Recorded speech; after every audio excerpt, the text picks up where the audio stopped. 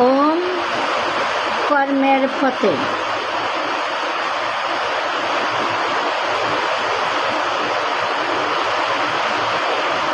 ভাবুকতা ও ভাব প্রবণতা।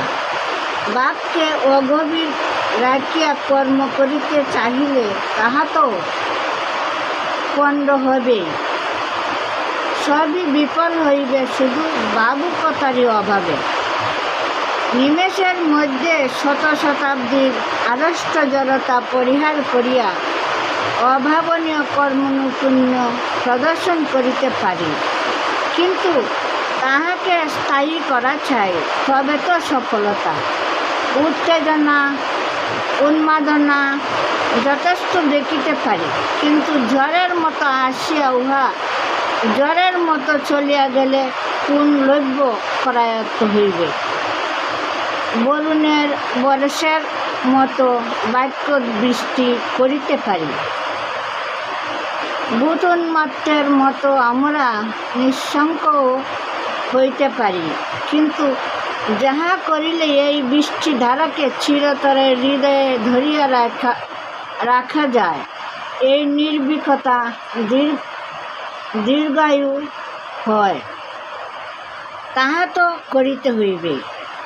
বর্ষার উদ্দাম প্লাবনে কীর্তিনাশার উচ্ছ্বাসিত জলপ্রবাহ যেমন করিয়া শত শাখা প্রশাখায় সাগরে যাইয়া ঝাঁপাইয়া পড়ে, তেমনি আবেগে কার্যারম্ভ করিতে পারি, কিন্তু কার্তিকের অদ্ভুদয়ে সেই উচ্ছ্বসিত নদী যেমন ক্ষীণস্রোতা অল্পতুয়া হয়, আমারও তেমন দুটা দিন যাইতে না যাইতেই ক্ষীণোদ্যম ভগ্নোৎসাহ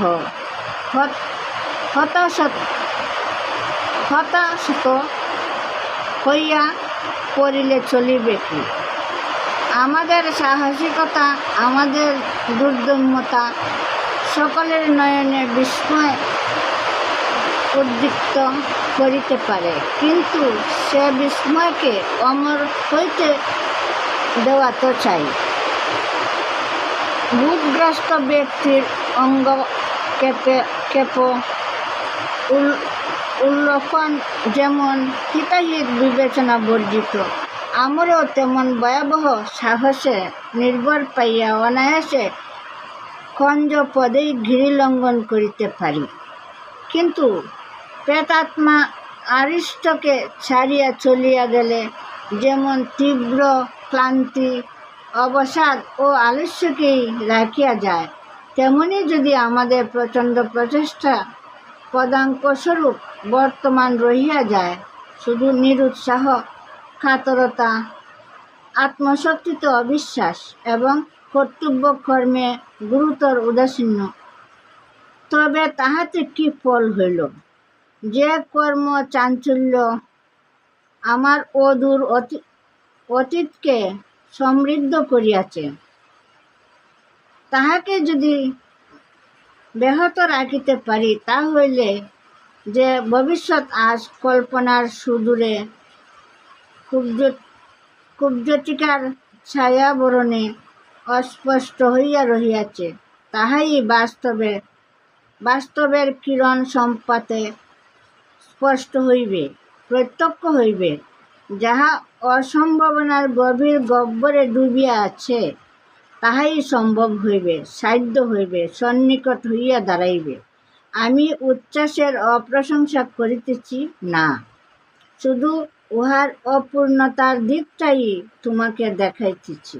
উচ্ছ্বাস ভাবের পরিণত অবস্থার প্রকাশ নহে। ভাব প্রণবতা, ভাবের কণচঞ্চলা মুখরা কেশরী মূর্তি, ভাবুকতা তাহার পরিপূর্ণ লাবণ্যমণ্ডিত ঢল ঢল যৌবন।